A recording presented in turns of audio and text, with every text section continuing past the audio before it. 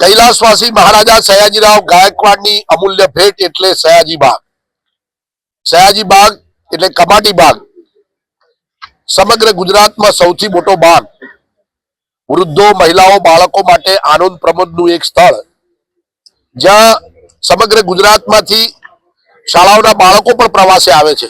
સંકલ્પ ભૂમિ ખાતે આખા દેશના લોકો બાબા સાહેબ આંબેડકરના દર્શને આવે છે. એવા સમયે અહીંયા અસામાજિક તત્વો છે, ફરે છે, એક્ટિવિટી થાય છે.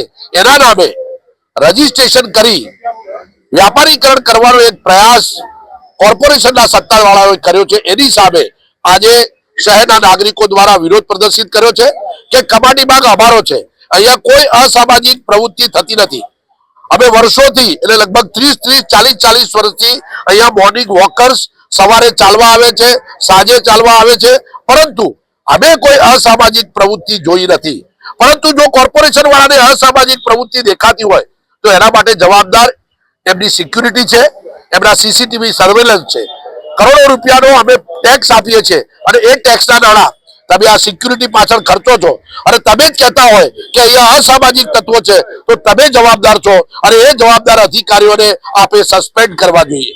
અમે સ્વતંત્ર રીતે ફરવા માંગીએ છીએ. આ બગીચો અમારો છે.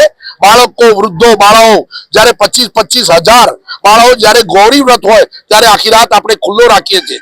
આવા બગીચામાં તમે રજીસ્ટ્રેશન કરવા માંગો છો? આવા બગીચામાં તમે વ્યાપારીકરણ કરીને પૈસા નાખવા માંગો છો? તમે સમજો છો શું? આ બાગ અમારો છે. સયાજીરાવે જે વિઝનથી, જે દ્રષ્ટિથી આ બગીચો આપ્યો હતો ત્યારે એમને કહ્યું હતું કે મારા ઘર આગળ બહુ મોટો બાગ છે, પરંતુ મારી પ્રજા પાસે બાગ નથી અને હું આટલો મોટો 113 એકરનો બાગ, સમગ્ર દેશમાં આટલો મોટો બાગ ક્યાંય નથી. એ બાગ વડોદરાની પ્રજાને એમને અર્પણ કર્યો હતો, લોકાર્પણ કર્યો હતો. આ ભાવના એમની હતી. અને અત્યારના શાસકો વામણા છે, પોતાનું કામ કરી શકતા નથી. શહેરની અંદર અસામાજિક પ્રવૃત્તિ થતી હોય તો જવાબદારી કોની? શાસકોની. તો તમે ઉડા ઉતર્યા છો, તમને સસ્પેન્ડ કરવા જોઈએ. તમે અમારા પૈસા સિક્યુરિટી અને કરોડો રૂપિયા ખર્ચો છો. આજે શહેરના નાગરિકો દ્વારા વોક ફોર જસ્ટિસ, ન્યાય માટે અમે ચાલીને કોર્પોરેશનને કહ્યું છે કે તાત્કાલિક આ પ્રકારનો જે નિર્ણય લીધો છે એ તગલકી છે, અમારું અપમાન કરનાર છે. કારણ કે અહીંયા કોઈ અસામાજિક તત્વો આવતા નથી. અહીંયા વડોદરા શહેરના નાગરિકોનું તમે અપમાન કર્યું છે. તાત્કાલિક આ પ્રકારનો ફતવો બહાર પાડો, પાછો ખેંચો અને